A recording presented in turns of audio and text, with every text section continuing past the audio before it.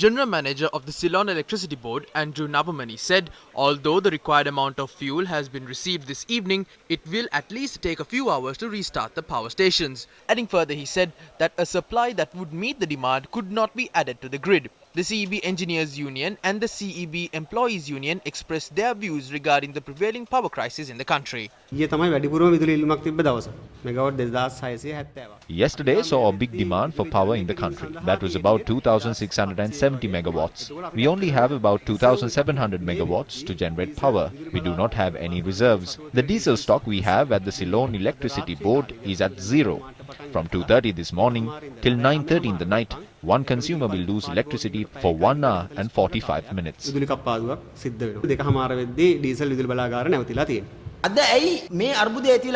What is the root cause of this crisis? The main reason is the fuel shortage. If there is sufficient fuel, the power plants can operate with no issues. So who is responsible for solving this issue? It is the government.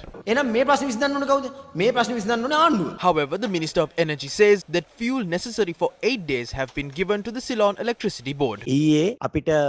After the Central Bank of Sri Lanka provided us with the required dollars yesterday, we managed to unload the shipments on board 2 offshore fuel tankers. Out of this is 37,500 metric tons of diesel. I instructed the Ceylon Petroleum Corporation to provide 10,000 metric tons of diesel for the generation of electricity.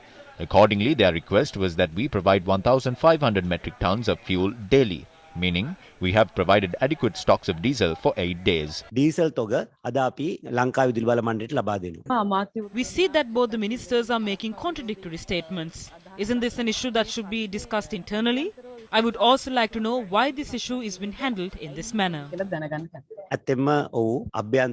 Yes, that is true.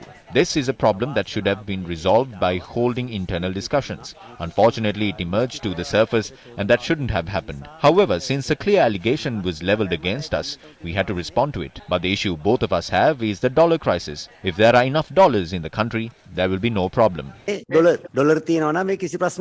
The minister also said that although a 500 million loan facility has been granted by India to purchase fuel, there will be a delay in purchasing stocks of fuel to generate electricity.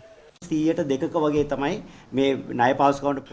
to pay an interest of 2% for this loan facility. They give us a grace period of 2 years to pay off this loan. We have only received a letter so far. We are yet to sign an agreement. We can only buy stocks of fuel after the clearance obtained by the Attorney General and signing an agreement between the Department of External Resources and the Exim Bank of India. Then only we can follow the procurement process.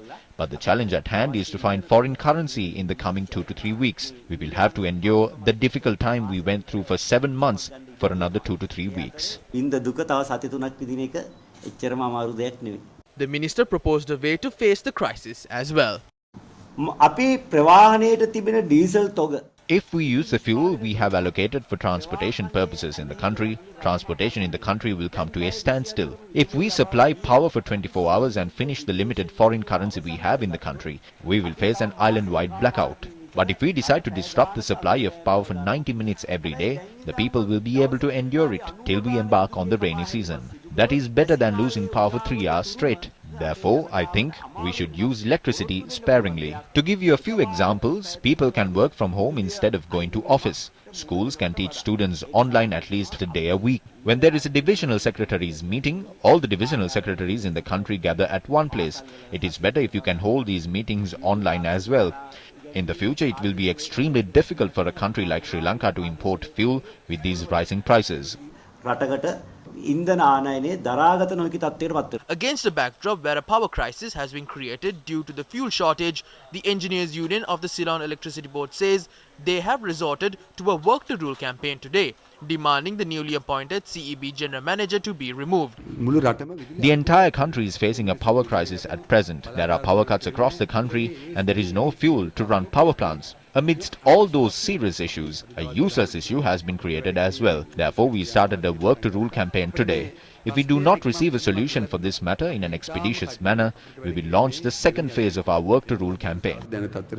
However, the Electricity Users Association have alleged that the engineers are responsible for the prevailing power crisis in the country.